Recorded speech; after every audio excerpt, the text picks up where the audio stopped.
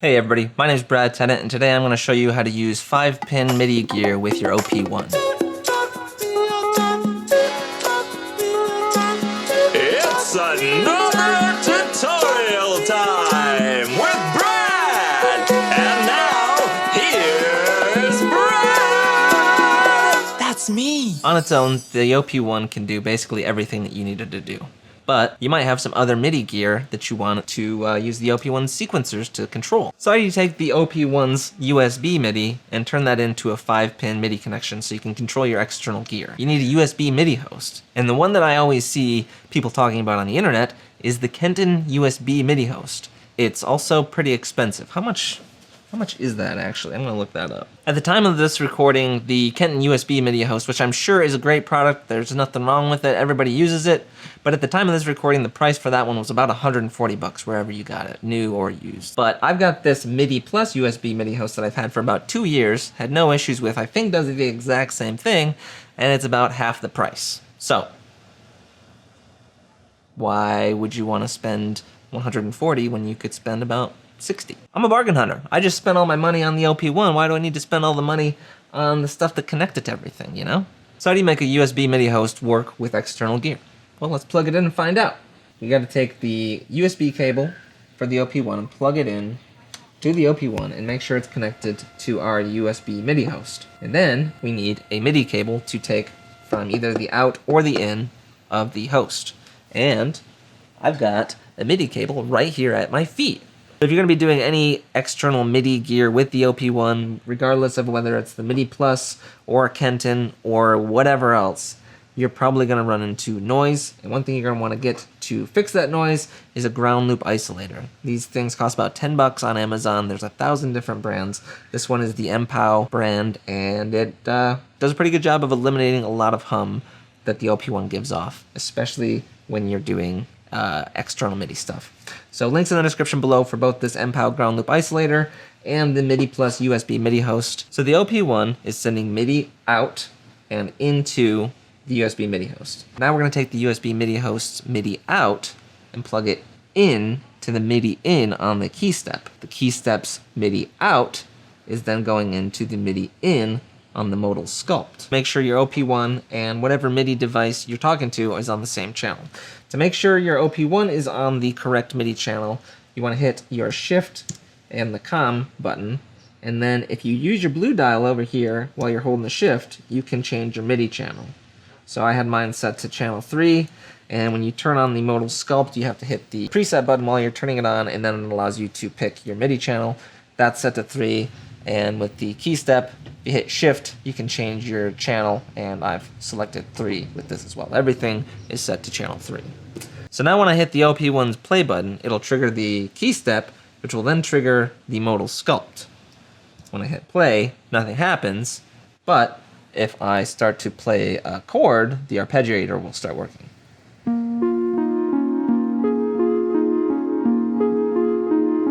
Hold that.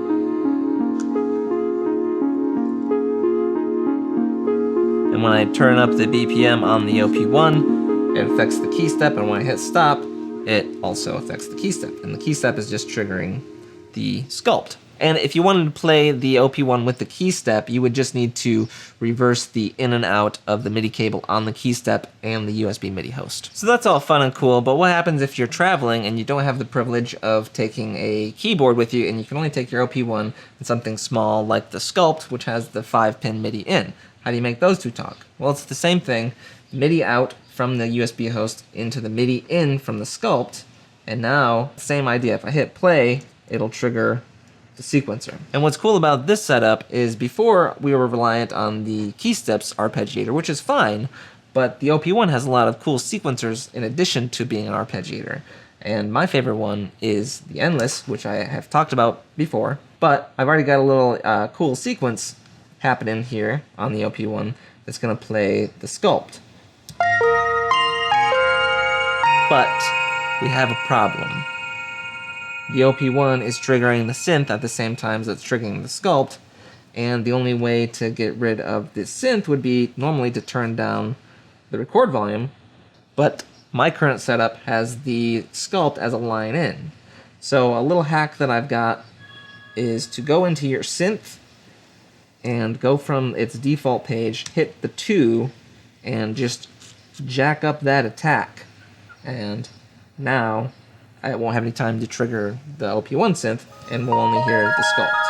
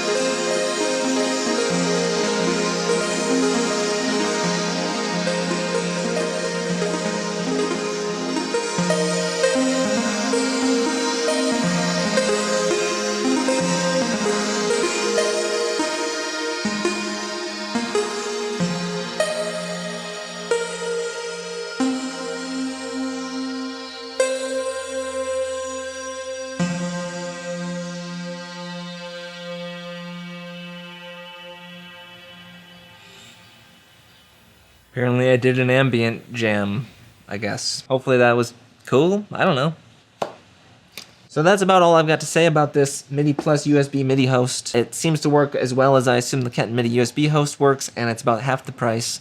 So if you're tired of dropping all your cash on music gear after spending so much money on the OP-1, maybe look into this Midiplus USB Midi Host if you're looking to control external gear with the OP-1.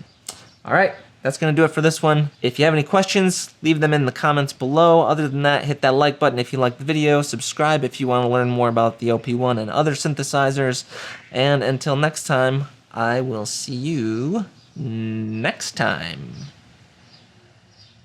Bye!